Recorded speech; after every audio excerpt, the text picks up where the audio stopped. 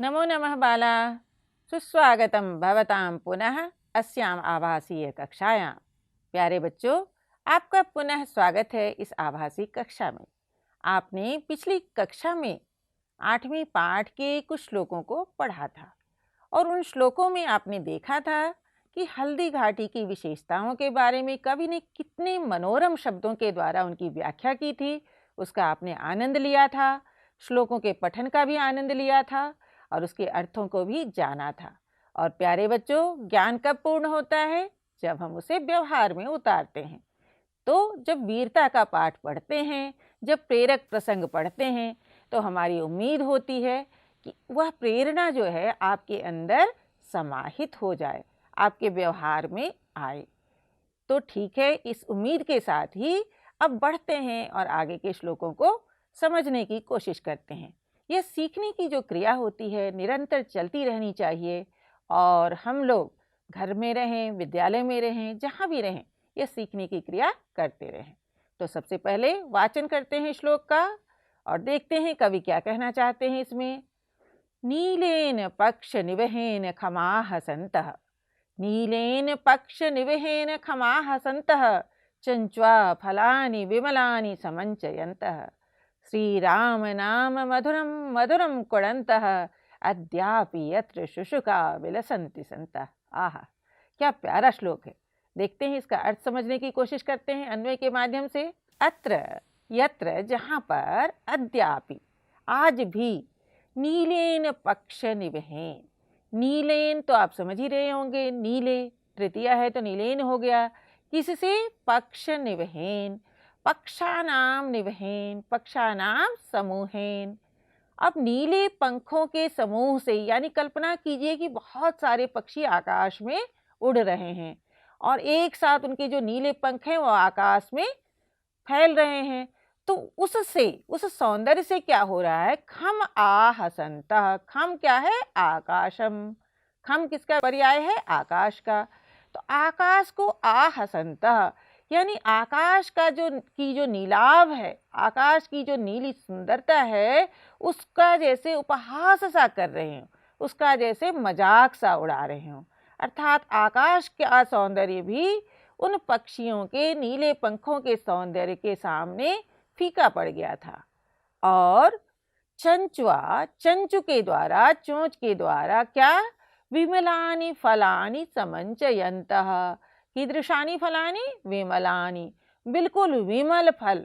जंगल में फल है, कोई तोड़ने वाला नहीं है, तो बहुत सुंदर फल उसको समंचयन्तः, समंचयन्तः होता है शोभितम कुर्वन्तः। अब एक फल में जैसे तोते ने या किसी चिड़िया ने चोंच मारी है तो अभी वहाँ भी सौंदर्य दिखाई देता है कवि को। तो कहते हैं अपनी चोंच से विमल फल को सुंदर बनाते हुए, अपनी चोंच मारते हुए, और साथ ही श्री राम नाम मधुरम मधुरम क्वनन्तः, क्वनन्तः का अर्थ होता है निगदन्तः, वदन्तः, बोलता हुआ। तो क्या बोलता हुआ? श्री राम का नाम, और कैसे स्वर में? मधुरम मधुरम कुड़न्तः, बहुत मीठी आवाज में बोलते हुए। संतः, सज्जन, शुशुकाः विलसन्ति, बहुत ही सज्जन, शुक यानी तोते, उसमें शु विशेषण लग गया तो और भी सुंदर तोते विलसन्ति निवास करते हैं। अर्थात हल्दी घाटी की भूमि का सौंदर्य बताते हुए कवि ने कहा है कि इस भूमि पर इतने अच्छे पक्षी आकाश में जब उड़ते हैं, नीले पंखों वाले पक्षी, तो लगता है जैसे आकाश का जो नीलापन है उसको भी मात दे रहे हों। और फल को जब तोता खाता है तो उसकी जो चोंच की जो चोंच का जो चोंच मारने की जो स्थिति होती है उसमें भी सौंदर्य दिखाई देता है कवि को। और कहते हैं कि वे तोते राम नाम का मधुर गीत गाते हैं। ऐसे बहुत सारे तोते वहाँ पर रहते हैं। तो चलते हैं अगले श्लोक की ओर और देखते हैं कवि क्या कहना चाहते हैं अगले श्लोक में। तो कहते हैं कवि, अत्र प्रताप नृपतेः, अत्र प्रताप निपतेः प्रकट प्रतापा, एकापि हन्त शतधा भवदस्रधारा, युद्धेधिकोशमपि शत्रुवधे क्रमेण, ज्योत्स्ना तमः सहचरी चपलेति चित्रम्। तो देखते हैं, अन्वय से इसके अर्थ को जानने की कोशिश करते हैं। हंत, हाय। हंत क्या है? हाय। जब कोई अफसोस करते हैं तो उसके लिए हंत शब्द का संस्कृत में प्रयोग किया जाता है। अत्र, यहाँ पर युद्धे, युद्ध भूमि में, प्रताप नृपति, नृपति होता है राजा, तो महाराणा प्रताप की बात हो रही है यहाँ पर, प्रताप नामक राजा की। अधिकोशम अपि, अधिकोशम क्या होता है? अधिकोशम होता है कोशी इति अधिकोशम, अधिकोशम का अर्थ है म्यान। तलवार कहाँ जहाँ रखी जाती है उसको कोश कहते हैं। तो प्रताप नामक राजा के म्यान में स्थिता, वहां पर स्थित, एका अपि, एक भी, प्रकट प्रतापा। अब प्रकट प्रतापा क्या है इसको देख लेते हैं। प्रकटः स्फुटः प्रतापः पराक्रम यस्याः सा, यानी जिसका प्रकट हो गया है पराक्रम, स्फुट हो गया है, बाहर आ गया है, ऐसा अस्त्रधारा। अस्त्रधारा क्या है? अस्त्रस्य धारा, अस्त्र होता है तलवार, तलवार की जो धारा है वह क्या है? शत्रुवधे, किस समय? शत्रुओं के वध में, शत्रुओं का जब हम वध करते थे तब क्रमेण, तो क्रम से कैसे लगता था? जैसे ज्योत्स्ना इव, अब चांदनी की कल्पना कीजिए, चांदनी के समान शतधा अवधत, 100 टुकड़ों में बट गई। अब जैसे बहुत तेजी से तलवार चलाते थे और उस तलवार की जो कौंध थी, उसकी जो चमक थी, चांदनी के समान कई टुकड़ों में बट करके आती थी। अब कहते हैं, कवि कहते हैं कि चपला जो होती है, विद्युत जो होती है, बिजली जो आकाशीय बिजली होती है, तमः सहचरी इति चित्रम। अब बिजली का, जैसे अंधेरे में ही तो बिजली की कौंध होती है, तो अंधेरे की सहचरी होती है, यह कवि की कल्पना है। तो इसी तरह प्रताप, महाराणा प्रताप के म्यान से जो निकली तलवार थी वह अपना पराक्रम दिखाती थी, और वह शत्रुओं के वध के समय जैसे चांदनी चमकती है आकाश में, वैसे ही 100 टुकड़ों में हो जाया करती थी। यह श्लोक का भाव है। अर्थात यहाँ पर महाराणा प्रताप की तलवार की जो विशेषता है वह कवि ने बतलाई है। चलिए आगे बढ़ते हैं और अगला श्लोक देखते हैं। यहाँ पर भी कवि ने हल्दी घाटी की ही विशेषता बतलाई है। अब कैसे बतलाई है जरा देखते हैं कवि के शब्दों में ही। सहसा स्थली, सहसा स्थली चकित चेतक चंक्रमाणाम, सहसा स्थली कुटिल कुंत पराक्रमाणाम, सहसा स्थली प्रियतमाप्यसुतोमराणाम, सहसा स्थली भयकरी नरपामराणाम। यह श्लोक जो है, श्लोक के शब्दों का सौंदर्य भी अद्भुत है, तो कवि इसके लिए बहुत ही बधाई के पात्र हैं। और आगे बढ़ते हैं, इसका अर्थ भी जान लेते हैं और अन्वय देख लेते हैं। अन्वय के माध्यम से इसके अर्थ को भी जानने की कोशिश करेंगे। यह स्थली, स्थली तो आप जानते ही होंगे, स्थल का स्त्रीलिंग हो गया स्थली। यह स्थल, यह कौन सा स्थल है? हल्दी घाटी का स्थल है। तो कहते हैं सा ऐसा, वह यह, ऐसा स्त्रीलिंग रूप है, ऐसा, ऐसा होता है, वह यह, किसका है यह विशेषण? स्थली का। चकित चेतक चंक्रमाणाम स्थली। अब चकित क्या? चकित तो आप हिंदी में भी सुनते होंगे। चकित क्या है? आश्चर्यचकित, यानी बहुत चक्का हुआ सा। चेतक चंक्रमाणाम, चकितस्य चेतकस्य चंक्रमाणाम स्थली। चंक्रमाणाम किं भवति? पदक्षेपानाम। पदक्षेप क्या होता है? पैरों की जो आवाज होती है। तो घोड़ों के पैरों की आवाज को हम क्या कहते हैं हिंदी में? टाप कहते हैं। तो कहते हैं कवि कि यह जो स्थली है वह चकित, आश्चर्यचकित, चेतक के पैरों की जो आवाज है, घोड़े के पैरों की जो टाप है, उसकी स्थली है, उसकी यह भूमि है। और फिर कहते हैं कवि सा ऐसा, और यह जो स्थली है कैसी है? कुटिल कुंत पराक्रमाणाम। कुटिल का अर्थ होता है टेढ़ा, वक्र। कुटिल किं भवति? वक्र, और कुंत होता है भाला। तो कुटिलाः वक्राः कुंताः भल्लाः तेषां पराक्रमाणाम। टेढ़े हुए भाले के पराक्रमों की भी यह भूमि है। सिर्फ चेतक के टाप की आवाज की स्थली नहीं है, यह टेढ़े भाले के पराक्रम की भी स्थली है। और साथ ही सा ऐसा, और यह जो है अमरानाम। अमर कहते हैं ईश्वर को। अमर कौन होता है? हम आप तो हो नहीं सकते, मनुष्य तो हो नहीं सकता है, इस मर्त्य भूमि में आया हुआ कोई प्राणी तो हो नहीं सकता है। तो अमर होता है ईश्वर। भगवान के बारे में हम कहते हैं वो अमर होते हैं। तो सा एषा वह जो क्या है, अमराणाम ईश्वरानाम देवानाम आसुतः अपि प्रियतमा। अब असु का अर्थ होता है प्राण, असुतः का अर्थ क्या हो गया, प्राणेभ्यः, प्राणेभ्यः अपि प्रियतमा। भगवान को, देवताओं को भी यह प्राणों से प्रियतम स्थल है। प्रियतम, जब तम लग जाता है तो इसका मतलब सबसे अधिक हो जाता है, तो प्रियतम स्थल है। और लेकिन ये तो तीन तो आपको पॉजिटिव चीजें, सकारात्मक चीजें आपको दिखाई दी, और एक नेगेटिव भी है। वो क्या है, सा एषा वह यह जो है, नर पामरानाम, नरेषु पामरानाम, नर दुष्टानाम, जो मनुष्यों में दुष्ट हैं उनके लिए बहुत अच्छी नहीं है। उनके लिए कैसी है, भयकरी, भयम करोति इति भयंकरी, भय करने वाली, भय देने वाली स्थली है। यानी दुष्ट व्यक्ति यहाँ नहीं आ सकते हैं। तो बच्चों आपने देखा है कि इसमें कवि ने चेतक के ताप की भी वर्णना की है, और महाराणा प्रताप के टेढ़े भालों के पराक्रम की भी बात की है। ईश्वर को भी यह भूमि प्रिय है, इसकी भी बात की है। साथ ही साथ एक चेतावनी भी दी है कि यह जो नरपामर हैं, जो दुष्ट व्यक्ति हैं, उनके लिए भय देने वाली भी स्थली है। तो बच्चों आते हैं और अगले श्लोक को देखते हैं, और देखते हैं इसमें कवि क्या कहना चाहते हैं। वीक्ष प्रभा हसित चारु पुरंदरानाम, संगम संनृत्यम अमलम शिखि सुंदरानाम। वीक्ष प्रभा हसित चारु पुरंदरानाम, संगम संनृत्यम अमलम शिखि सुंदरानाम। संभाषते वरभुवः सुषमात्युदारः, हर्षांकितो हरित हीरक कंठार। तो इस शब्द के सौंदर्य को समझने के बाद, अनुभव करने के बाद बढ़ते हैं और अन्वय के माध्यम से इसके अर्थ को जानने की कोशिश करेंगे। सह वरभुवः, वरभुवः क्या, वर क्या होता है, श्रेष्ठ।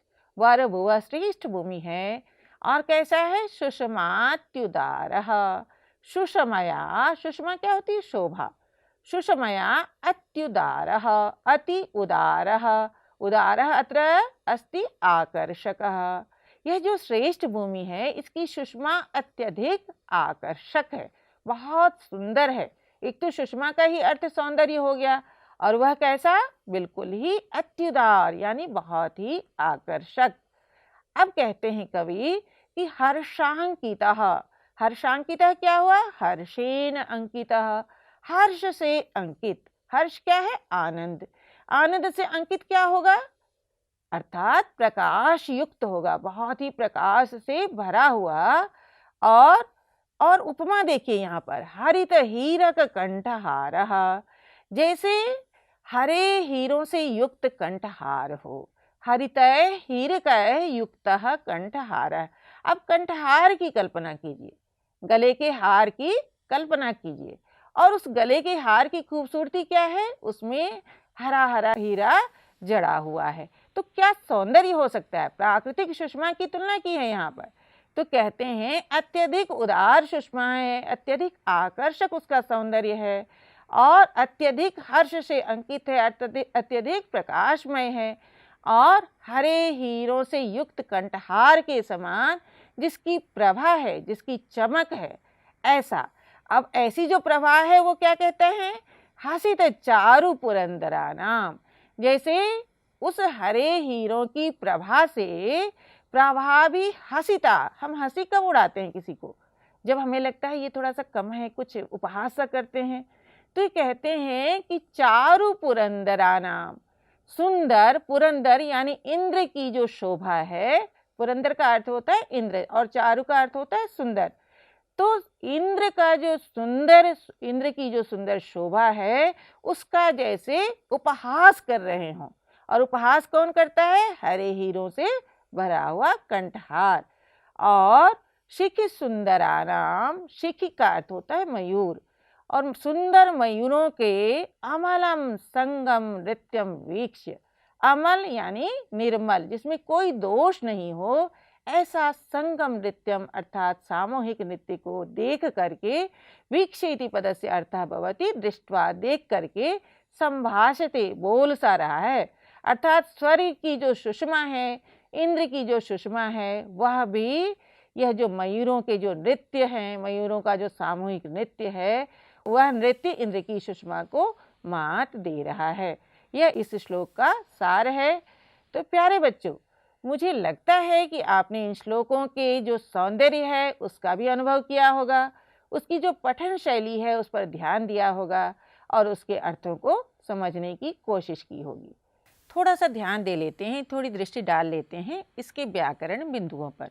बहुत छोटे छोटे से बिंदु हैं जिनको अगर आप समझ लेंगे तो आपके लिए संस्कृत भाषा समझनी आसान हो जाएगी। प्यारे बच्चों, आप जानते तो हैं ही कि व्याकरण किसी भी भाषा का आधार होता है। जैसे बिना नींव के मकान नहीं होता, वैसे ही बिना व्याकरण के ज्ञान के कोई भाषा बहुत अच्छी तरह से सीखी नहीं जा सकती है। बहुत छोटे छोटे से व्याकरण के अंश हैं जिन पर थोड़ी सी दृष्टि डाल लेते हैं। तो संधि देखते हैं इसमें कौन कौन सा है। तो इसमें अद्यापि शब्द आया है, बहुत आसान संधि है। अद्य जमा अपि हो गया अद्यापि। अब विशेषण विशेषी की भी बात हम करते ही हैं, तो देख लीजिए, नीलेन और पक्ष निवहेन। नीलेन हो गया विशेषण और पक्ष निवहेन हो गया विशेष्य। आहसंतः, हसंतः में क्षत्रिय प्रत्यय है। इसी तरह समंचयंतः में क्षत्रिय प्रत्यय है। इसी तरह कुणंतः में क्षत्रिय प्रत्यय है। और संतः कौन? शुशुका, यहाँ पर विशेषण विशेष्य हो गए। अगले श्लोक में देख लेते हैं कि क्या है उसमें। यहाँ पर एका जमा अपि एकापि हुआ है। शतधा जमा अभवत हो गया शतधा भवत। और युद्धे जमा अधिकोशम हो गया युद्धेधिकोशम। और उसके बाद संयोग हुआ है अपि अधिकोशम जमा अपि अधिकोशमपि। और शत्रुवधे में हम देख लेते हैं, समास है शत्रुणाम वधे शत्रुवधे। और उसके बाद है एक समास और है जहाँ पर अस्त्र धारा है। अस्त्रस्य धारा अस्त्र धारा हो गया। युद्धे जमा अधिकोशम हमने देख ही लिया। अगले श्लोक पर चलते हैं और देखते हैं वहाँ पर कौन सा आया है। तो चेतक चंक्रमाणाम, चकितानाम चेतकानाम चंक्रमाणाम हो गया चकित चेतक चंक्रमाणाम। इसी तरह कुटिलस्य कुंतस्य पराक्रमाणाम, कुटिल कुंत पराक्रमाणाम हो गया। और अमराणाम प्रियतमा जमा अपि प्रियतमापि, प्रियतमापि जमा असुतः प्रियतमाप्यसुतः, प्रियतमाप्यसुतः जमा अमराणाम प्रियतमाप्यसुतोमराणाम हो गया। और नरपामराणाम में समास हो गया नरेषु पामराणाम नरपामराणाम। और अंतिम श्लोक पर आते हैं और यहाँ पर हम देख लेते हैं कि समास कौन सा है। अब हर्षेण अंकितः क्या हो गया हर्षांकितः। हरित हीरक कंठहार क्या हो गया हरितेन हरितेन हरितेन हीरकेन युक्तः कंठहारः, हरित हीरक कंठहार हो गया। सुषमया अत्युदार सुषमात्युदार हो गया। अब सुषमात्युदार में बच्चों सुषमा जमा अति जमा उदार संधि भी हो जाएगी और समास भी आपने देख लिया। और इसी तरह कई सारे विशेषण और विशेष्य हैं। इन छोटी छोटी चीज़ों का बच्चों अगर आप ध्यान रखेंगे तो आपके लिए यह भाषा बिल्कुल आसान हो जाएगी, उतनी ही आसान जितनी आपकी स्थानीय भाषा है अथवा जितनी आपके लिए हिंदी है। तो आगे हम अधिगम पर बात करते हैं कि आपने क्या सीखा, तो आपने कितनी कोशिश की। आइए थोड़ी सी जांच लेते हैं आपके अवबोध को, आपका कितना अधिगम हुआ, आपका लर्निंग आउटकम कैसा रहा, इस पर बात करनी ज़रूरी होती है। साक्षात अगर कक्षा में नहीं है तो क्या हुआ, सेल्फ असेसमेंट तो कर ही सकते हैं, स्वतः मूल्यांकन तो कर ही सकते हैं। तो आप कब समझिएगा कि आपने इस पाठ को समझ लिया। यह मैं आपके लिए कुछ आधार बिंदु दे रही हूँ जिसका अगर आप ध्यान देखेंगे तो आपको समझ में आ जाएगा कि मैंने इतना किया और मुझसे इतना रह गया, मुझे और कुछ करना है।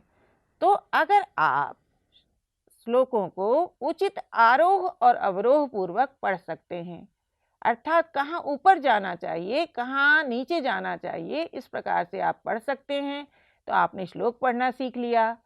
आप श्लोकों का अन्वय कर सकते हैं, श्लोकों के अन्वय के माध्यम से उसका अर्थ लगा सकते हैं।